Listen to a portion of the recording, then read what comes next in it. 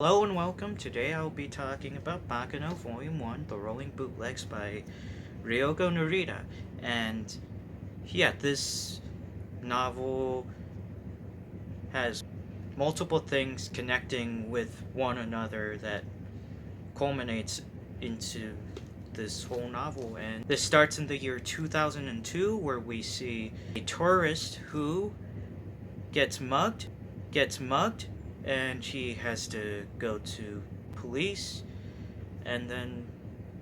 the police guided him to this one individual in a restaurant,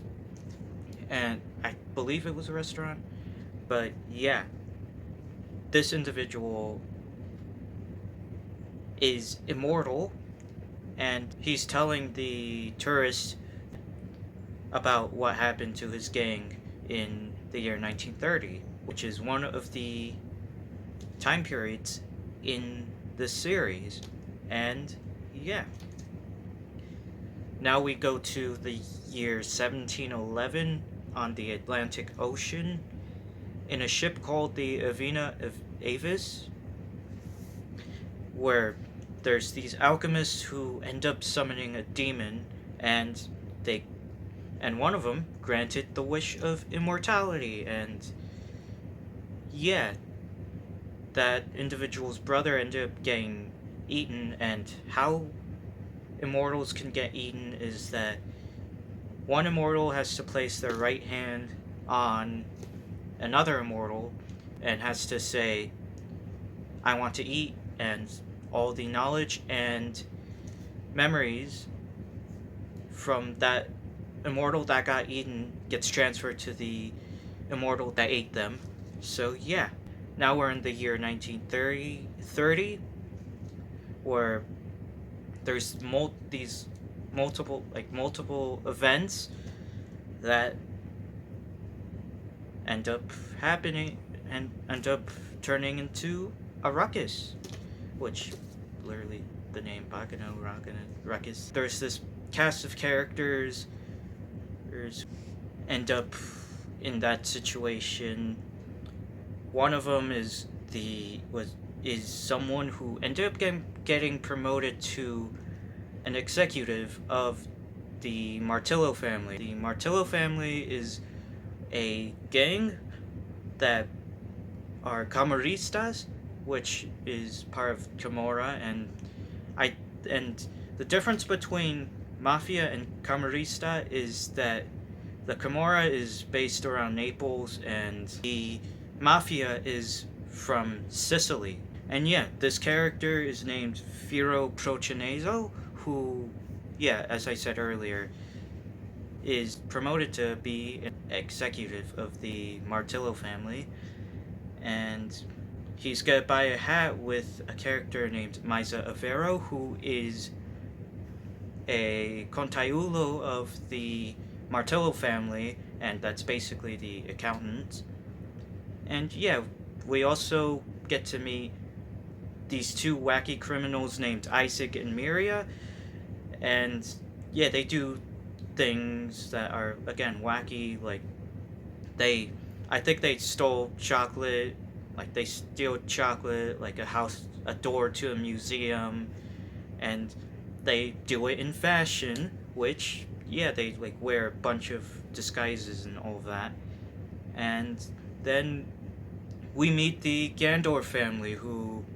are a small outfit in New York. And then we meet an old man and his chauffeur, and that old man's named Sillard Quates, who he wants not like he wants knowledge and power, and he wants to make this elixir of immortality. We also get to meet Ennis, who is Sillard's chauffeur, and she's a homunculus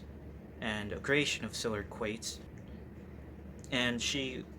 also is immortal due to her being part of Sillard Quates. And now we move on to one of Sillard Quates' helpers named Barnes, who does end up having the complete elixir, and he and yeah, there's a fire ended up in his workplace. He had to haul out the crates of liquor that was protected, and then yeah, he was only able to get one crate of it. And then Barnes gets beat up by a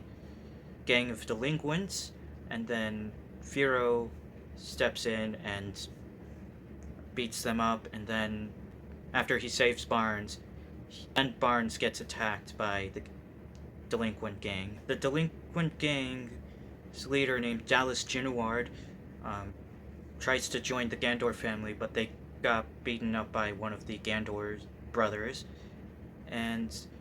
they got pissed off that the Gandors beat them up, and Dallas gets pissed off that uh, his inheritance was gone. Uh, then he meets Isaac and Miria, and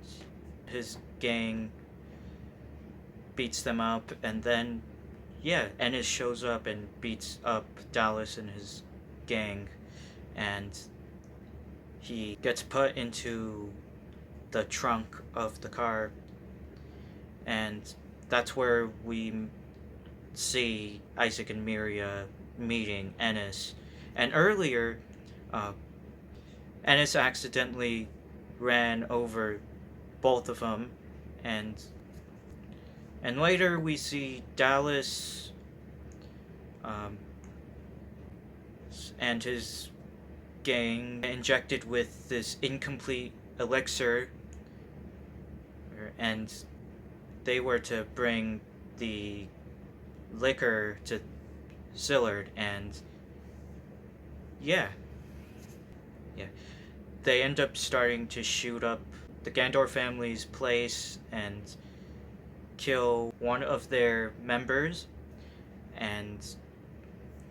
then yeah, now we go to the initiation, where Firo will be an executive of the Martillo family, and he has to fight Misa in a knife fight, and yeah, Firo wins, and everyone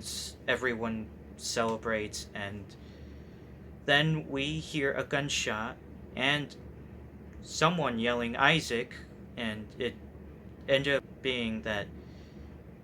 Isaac and Miria end up showing up in the Alvere, which is a speakeasy, because like it's the 1930s, it's the Prohibition, Great Depression, and yeah, Isaac and Miria befriend some of the people at the Alvere. After this, it's where we see Sillard and Misa interacting, and apparently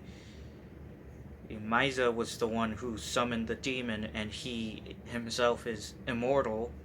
and Sillard himself is also immortal. And yes, Sillard wanted the elixir, but Misa didn't give it